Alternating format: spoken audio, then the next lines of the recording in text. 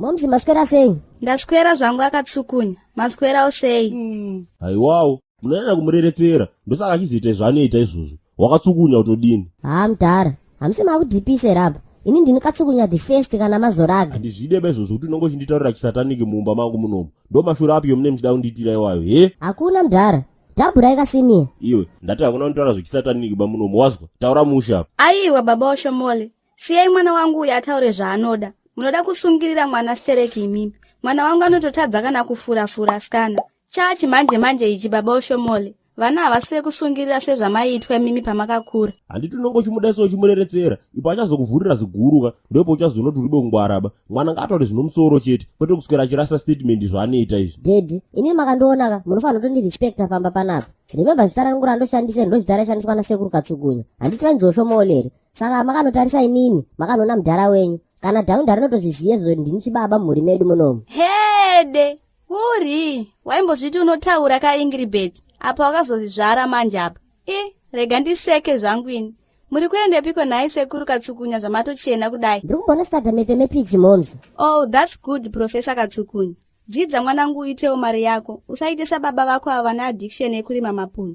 Apa Florida tomatoes inodedzwa kuti fluoride. Hede. Hamungambozvizwisise badzimai. Iwewe Oshomole kana uenda ikweyoka, usazonobate tusvipa bawaswa. Uite zvechikoro chete. Wakanoita zvombanje ikweyo kana zvobhurongoka. Ndokutere koko ndakakubanzura. Wazwaka, metsi dzokutodini. Unoziva metsi dzipi iweyo? Siyai mwana aendemi baba imi. Mukwane manzwaka. Dakukuita danger zone queen, nini ndiri king, ndati sunshine ndipe beat, nibode tembera wangu dali, ndizvo zvazviri, nasi nditikata dhiri, parudo rovaviri, atidikwana mumwe wechitatu, zvananga ndisingazive murudo wakandiratidza, ndosaka singade kuti ugare uri very far.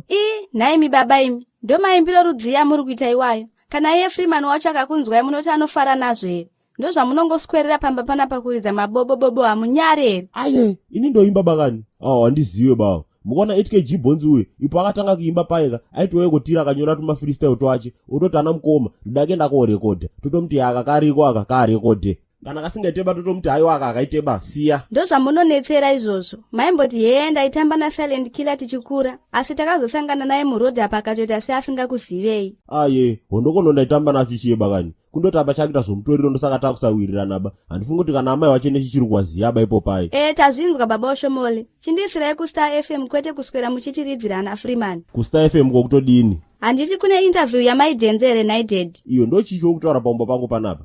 Ukunondibatidze radio yangu manje yandakatenga nomari yangu yandakarema mapuno. Roded no fluoride noderi rangu romunhimbo. Ndochuna manje kenda kuStar FM. Ndonzwa amai wadenzero wachitaura. Amai wadenzero wanonyoporesa. Amai Oshomole, haikona nditirapukita baba panapa wazwa? Usade kutaura zvisina basa apa sha. Munhu wese anotomirira kunzwa interview iyoyo. Chiona tinzwi. Unozwa kuti chipa namai wadenzero mai Oshomole. Chicho unodzidzepo waripo pai. Wakakwana here iwewe? Njere dzako dzidzinomapomopomomwe here? Naiwe, ko unongovashora sei maidenzero iyo usingavazivi? Handiti kutouya kwavari kuita kuredhiyo ndo pavachaexplaina everything chiri kuitika here. Maybe papa vari kutopomerwa. Kana kuti ivo baba Denzel vacho ndivo vaive vatanga, then wotsiviwa woda kurwadziwa zvisina kana basa. Tetekera ndikunyepe. Ame waDenzel vanonyoporesa. Saka paribe kana chibodzi chetinodzidza kwawariba. Kana wakazi murume wakahura zvinobva zvanzi passport yekuti iwe uhureba. Saka unotaurira zvokupenga baba panapa ame Oshomole. Saka iwewe wakahura unenge uchida kuti inini ndiite sei naye? Wakandibata ndakuhurira zviri kwauri. Kana uchida kundiregerera wandiregerera. Kana uchandida baka mune opeka tunyangara twakaenda kumusha kwenyu. Kana wandiregerera wandiregerera kamunai.